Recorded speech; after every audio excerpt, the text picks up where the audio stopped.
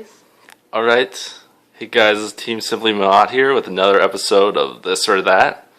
This time we're going to be talking about two cards. Waboku. When do we not talk about two cards? Hey, we could talk about three. Yeah, what the, okay. Threatening Roar. So, Hatris, would you like to read them off?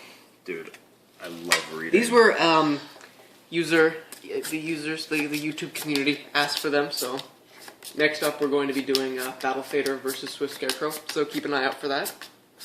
Yeah, alright. So Threatening Roar says, your opponent cannot declare an attack this turn. Simple enough. Dang. And Waboku says, any damage inflicted by an opponent's monster is decreased to 0 during the turn this card is activated. So the differences are, it's pretty simple. Basically, Waboku, you can still attack, but no monsters will be destroyed, no damage will be taken. Threatening, you can't even attack. Yep. One quick preface is that with Threatening, this has to be activated before a monster attacks. If you chain this to a monster attacking, the attack will already been declared, so just a little thing, activate this before a monster battle phase. This can be activated anytime. You can activate this whenever. So that we'll actually get into that, can be the first difference. You can activate, if you have a deck that you have like a flip effect monster deck or you want monsters to be attacked, you can chain Waboku so the attack will go through. The biggest reason why Threatening Roar started to be played over this was the advent of Gladiator Beasts, a deck that our Sayu Ninja knows quite well. So because with Threatening, if they can still attack with Waboku, and as long as the monsters aren't destroyed and they attack, then the Glad Beasts still get their effects. So, but so that's one reason why Threatening Roar over Waboku. But it's not as much an issue now because you're not going to be facing these rogue Glad Beast decks. So, but there are two cards in particular that I think make Threatening Roar a better choice, and these are still see a decent amount of play. That's Ally of Justice Catastor, as well as Tiras, because both of those they get their effects off by attacking.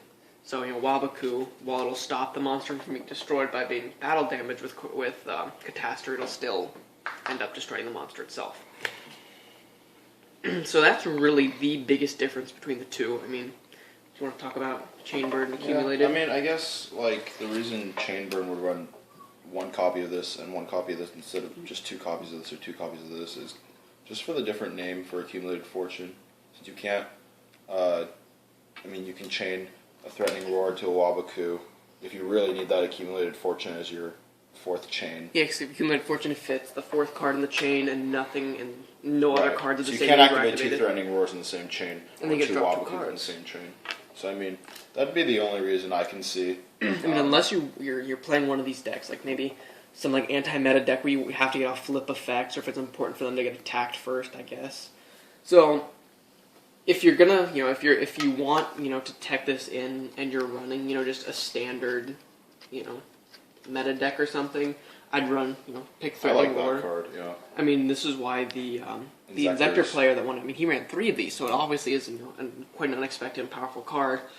And although Waboku, has, in essence, these same effects, there's not this huge gap, but Waboku really does not have any benefits over it unless you're running one of those decks where you want to be attacked or something.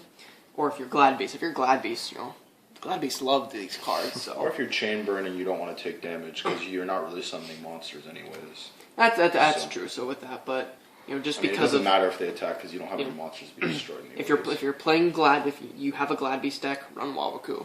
If not, run Threatening. Just because it's better. Again, it stops Glad Beasts as well as Catastor and Tiras. So, kind of a nice simple video explaining this. So. Be on the lookout. Our recommendation is for Threatening Roar. So, thank you. Keep a lookout for our next videos. We'll probably have a link, right here. For our last discussion, we did Macrocosmos versus Dimensional Fissure. So thanks for watching, guys, and keep watching. Subscribe.